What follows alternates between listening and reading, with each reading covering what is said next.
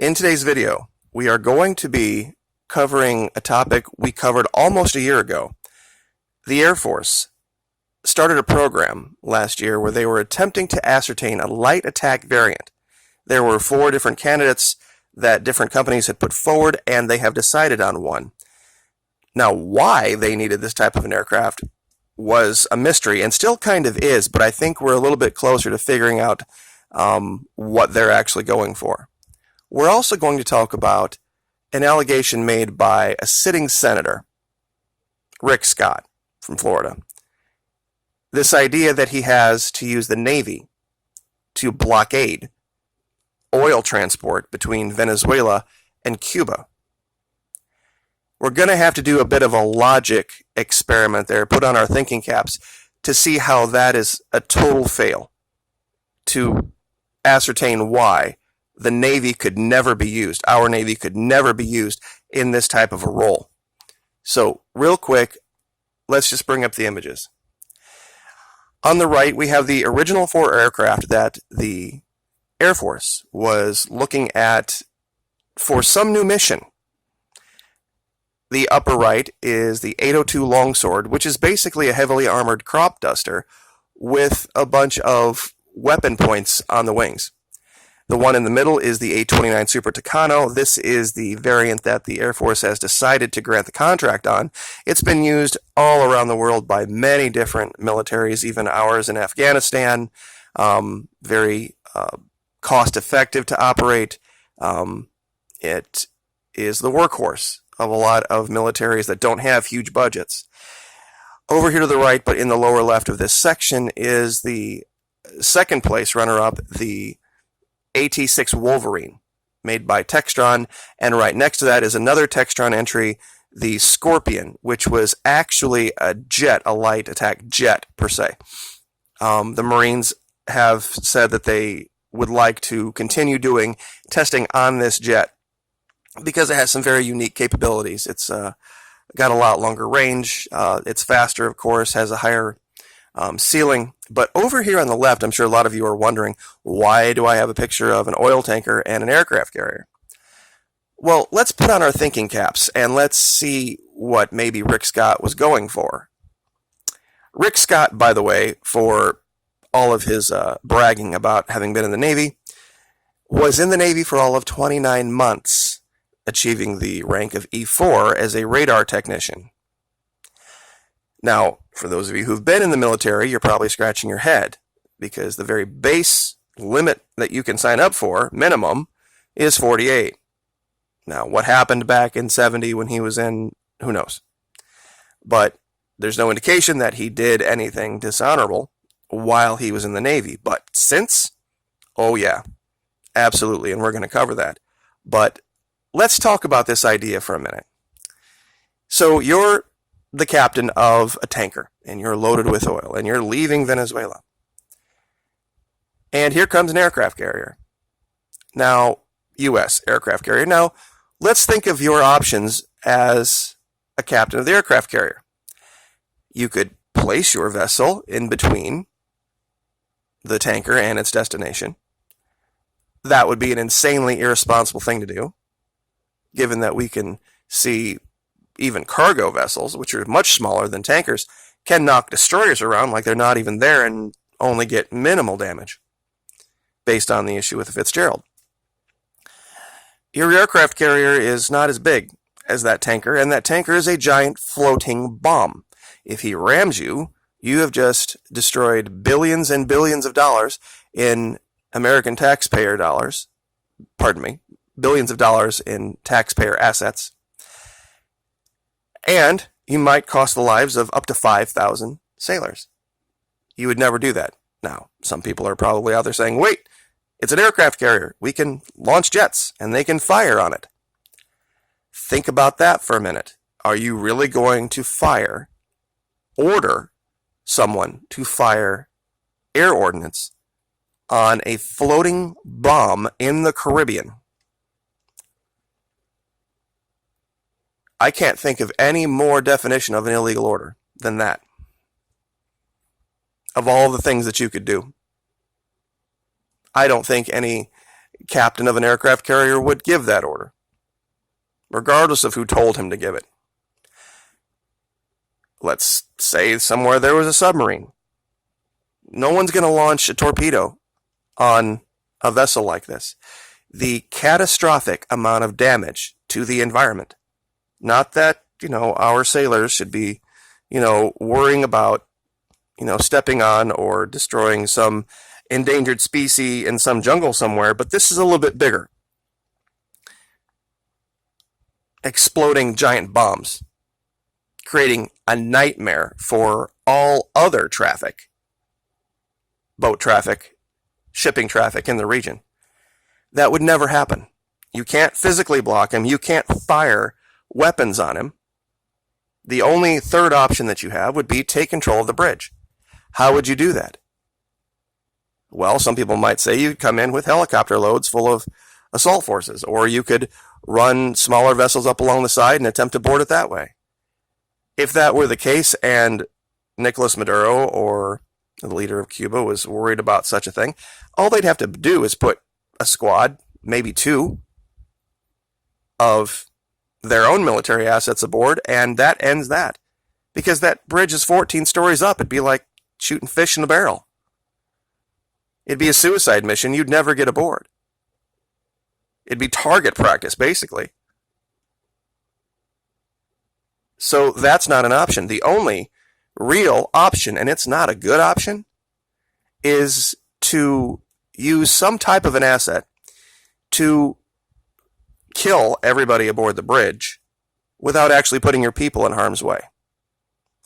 You would need some type of a small attack, helicopter type, maybe jet, that could do slow passes and, maybe fire guns into the bridge and kill everyone aboard before you put your people aboard to take control of steerage.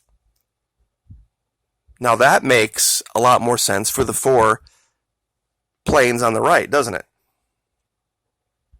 Because we don't have, I suppose we could put attack helicopters aboard an aircraft carrier and get them within range of one of these tankers. It's not ideal. But if anyone has a better solution for this, based on what Senator Rick Scott said we should do, I would like to hear it. Please, down in the comments section, tell me, how are we going to stop a tanker without causing a catastrophic nightmare, or the risk of a catastrophic nightmare? Forget the fact that Nicolas Maduro or the Cubans or the Russians could say, okay, fine, you know what? We're going to put different explosives aboard. That if you even attempt to interdict this vessel, we're going to scuttle it at sea in the Caribbean. And then blame you. Now, that's getting way out into speculation, I understand that. But do understand how complicated this thing is. This whole idea of interdicting or creating some type of a naval blockade for oil. If they could have done it, they would have already done it, basically is what I'm getting at here. Now, I've made this allegation about criminals in D.C., Republican and Democrat alike. Whenever you hear D.C. talk about Venezuela, one of the reasons they say they had to stand up their own little make-believe shadow government with a random guy named Juan is because of the quote-unquote corruption and the fraud in the election, that they don't recognize the election, or the criminality of the usurper regime of Nicolas Maduro. Okay, let's even assume for a minute that any of that was true, that you have absolutely no proof for whatsoever. Let's look at the things we do have proof for. We can prove that Elliot Abrams is a convicted felon. He's the special envoy to Venezuela from D.C. We can prove that Carlos Vecchio, the charge d'affaires appointed by Mike Pompeo on behalf of a random guy named Juan, is a criminal on the lam, charged with conspiring to overthrow the government of his country. The guy they just broke out of house arrest, Leopoldo Lopez, was charged with basically the exact same thing, incitement to riot and attempting to overthrow the government. What would happen here if you were caught plotting to put bombs aboard a drone and attempting to go after the current occupant of the West Wing because you didn't like him. I don't like the guy, but I know what would happen if I were associated with, or I would be put under a prison anywhere. And I would be rightfully deserving of it. I don't agree with the current administrator. I didn't like the last one either. But you don't take it to this level. You don't try to kill leaders you don't agree with. When you can't win in the arena of ideas, you just say, well, you know what? I tried to join the discussion in the arena of ideas, and my group of people and my way of thinking lost. We'll try again next time. But that's not what they're doing here. Now, let's talk about Rick Scott specifically when it comes to criminality. After his 28 months in the Navy, he took over a donut shop, and he did really good with that. But then he got into hospitals. And let me read what happened with this company called Columbia HCA. On March 1997, investigators from the Federal Bureau of Investigation, the Internal Revenue Service, and the Department of Health and Human Services served search warrants at Columbia HCA facilities in El Paso, where Rick Scott was part owner and chairman and CEO, and on dozens of doctors with suspected ties to the company. 8 days after the initial raid, Scott signed his last SEC report as a hospital executive. 4 months later, the board of directors pressured Scott to resign as chairman and CEO. Why? He was succeeded by Thomas Frist. Scott was paid $9.88 million in a settlement and left owning 10 million shares of stock, then worth more than $350 million. So he got his golden parachute, but why did he have to resign?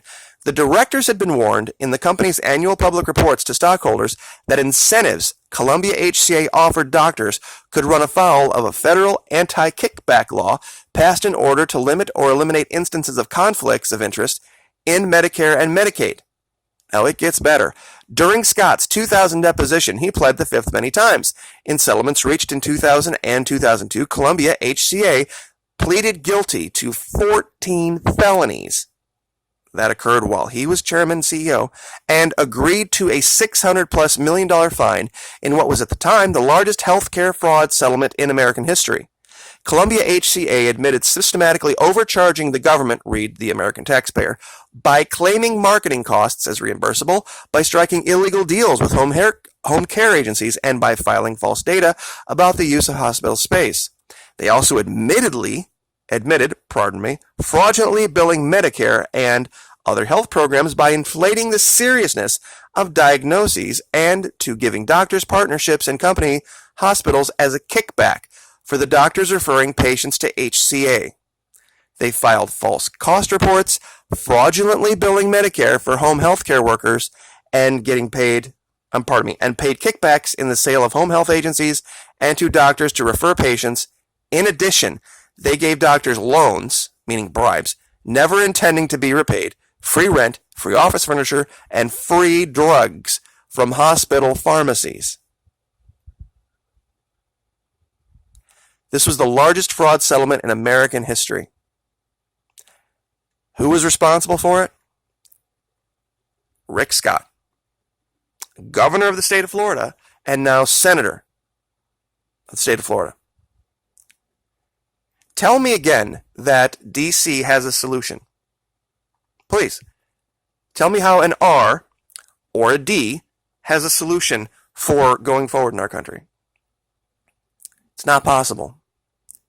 They're criminals. It is a criminal organization. That is just one example. But the reason I brought it up is because he's the one that's saying that we should take the lives of our soldiers, sailors, airmen, Marines, and guardsmen and put them in harm's way. Why?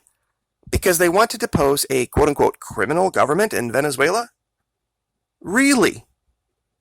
That's interesting. While simultaneously allowing criminals to serve in the Senate, to be special envoys to Venezuela, to serve basically as an acting ambassador, Carlos Vecchio. We sit back and we watch Saudi Arabia behead people, throw homosexuals off roofs, act literally, admittedly, and openly and proudly as dictators. That's what a king is. A king is a dictator. And we say nothing. And we're silent. The amount of real corruption in Colombia, the recipient of $500 million in American taxpayer money every single year, outstrips any amount of corruption anywhere. Colombia is run by drug dealers. Top to bottom. Their military, inside and out. The leader of Brazil just had to cancel a visit to New York. He had to change his destination to Dallas because they wouldn't have him. You mark my words. If we lose one sailor, one American serviceman in this, there's going to be hell to pay. And it's going to start with the Venezuelans in Miami. You mark my words. That is not an idle threat. We will figure out some way to exact that cost from you, rich Venezuelan in Miami, that I know is listening to me right now. You need to fix your problems yourself. If you got to pack up, and head back to Venezuela and take your money with you and start feeding people, then that's what you need to do. But our servicemen are not your fodder. And we'll leave that there. Like, share, subscribe.